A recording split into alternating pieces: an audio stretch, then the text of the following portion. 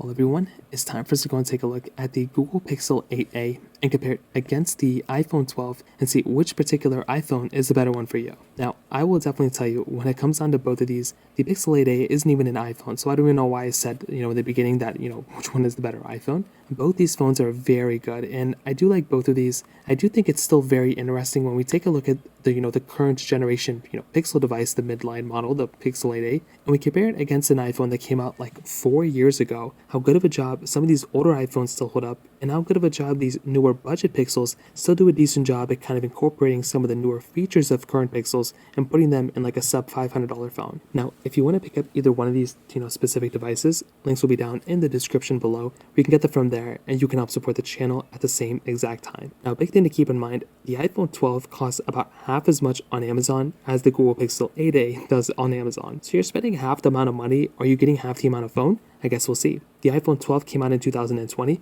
On the front of this particular device, you were basically getting a 6.1-inch Super Retina Extra OLED display. And the thing I will tell you about this particular panel is that, it's a good panel. It's not anything super crazy. We've definitely seen panels like this before, but it's a good looking panel that has, some capability within it for sure. It's a 60 Hz display, so again, nothing we haven't already seen before, but it's a good 60 Hz display, and I do think for the most part, like Apple did a really good job when it came down to this display back then. It's a notch design, flat bezels on it, so it doesn't have like an amazing amount of bezel on it in the first place, but still a good looking phone nonetheless, and I do think it's a good device when it kind of comes down to it. On the Google Pixel 8a though, you're getting a significantly better looking display for sure. So it's still a 6.1-inch panel, it's a 6.1-inch OLED display. It's 1080p, so a little bit less resolution as the iPhone 12. But a big thing to keep in mind here is that one, it is a 120 Hz display, which is very cool. Having a 120 Hz display is a very, very nice thing. And that is something, without a doubt, that is something I really do like. You're also getting a hole punch display inside of this particular device as well. So that right there is another very cool thing. Having a hole punch display and a 120 Hz display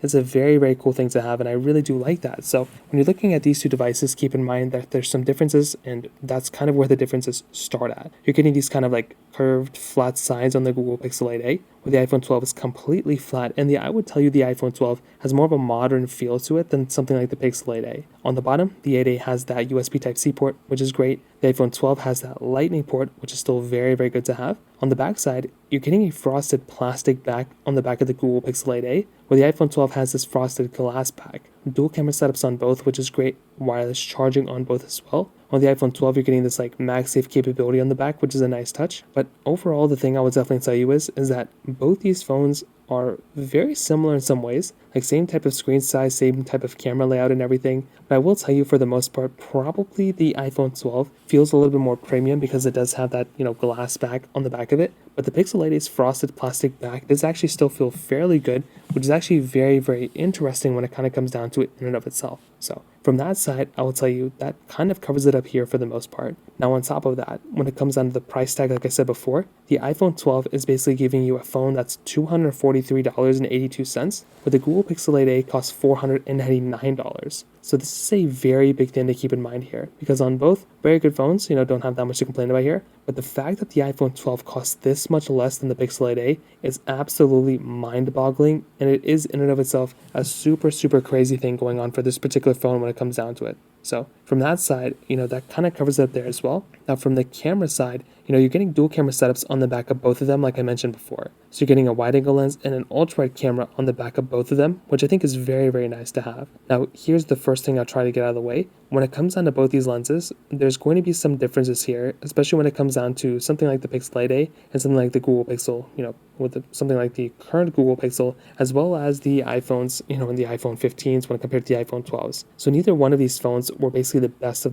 that year. And when it comes down to the iPhone 12, this was not the best of 2020. The Pro model was, but it was still very close. With the Pixel 8a, this was a very decent option, 64 megapixel wide, then a 13 megapixel ultra wide camera, versus a 12 megapixel wide and a 12 megapixel ultra wide camera on the iPhone 12. The thing I'll tell you here though is that, again, not a bad camera on either one of these, and I think Apple did a good job on the iPhone 12, but when we're comparing this sort of a phone, there's definitely some improvements that have happened since then. And when something like the Google Pixel 8a, I do think this is probably the better type of camera when it kind of comes down to it. This is a type of lens that's going to be giving you just overall better features, I think. And you're still getting 4K at 60 on the back. You're getting 4K at 30 on the front of the Pixel 8a versus 4K at 60 on the front of the iPhone 12. So that's another big advantage here. You are definitely getting an overall better camera as far as I can tell inside of the Google Pixel 8a, but the iPhone 12 is not trailing that far behind, and it beats it in some cases because of its 4K at 60 on the front, which still holds up very, very well in this day and age as well. So from that side, that kind of covers it up there as well.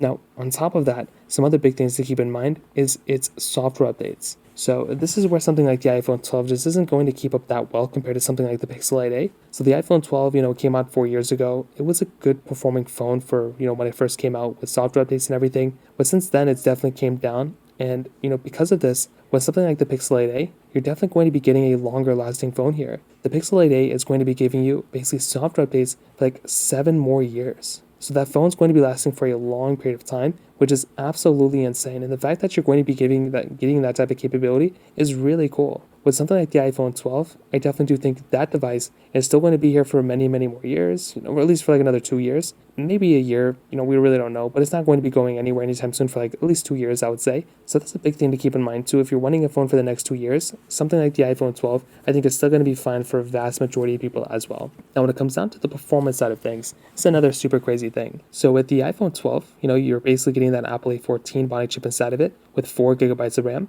With that Google Pixel 8a, it's going to be giving you that Google Tensor G3 chipset inside with 8 gigabytes of RAM. The thing I will tell you about the performance of something like the Google Tensor G3 chipset versus the Apple A14 is that without a doubt, something like the Google Pixel 8a is going to be giving you the overall better performance in almost every single way you can think about it. I think the iPhone 12 is still doing pretty good, but even when it comes down to the display, like the display is going to be a better performing display inside of something like the Pixel 8a rather than something like the iPhone 12. 120 Hz versus 60 Hz is a very big difference, and this in and of itself is going to be another classic case of something like that basically happen. Inside of the iPhone 12, you're still getting a fast phone for the most part for how old this phone is, but since it's approaching 4 years old, it's just not going to be that great of an experience anymore, and I would hate for you to go and buy this phone if you're expecting it to be this great of a performing device. With the Google Pixel 8a significantly faster and significantly better in almost every single way, and that's just kind of what's going to end up happening with these types of devices. And I would even say in terms of battery life, the Pixel 8a is probably going to be giving you the overall better battery life as well.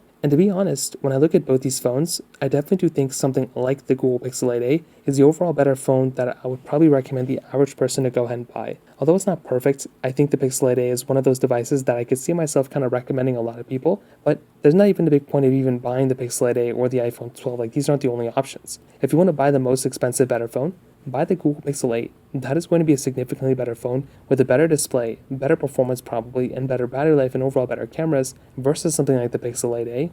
But also with the iPhone 12, why stop there? Why not just go buy something like an iPhone 13 Pro with a triple camera setup, a way better display, and basically get a better phone than something like the Pixel 8a? So, in my opinion, that's kind of how I see this phone kind of holding up, or these two phones kind of holding up and comparing, at least in this day and age. If you have any other thoughts or questions, please let me know in the comment section below. Hit the like button, that would mean so much, but definitely hit that subscribe button. More importantly than everything else, I love every single one of you guys. Hopefully I'll catch you guys in the next video. Peace out till then.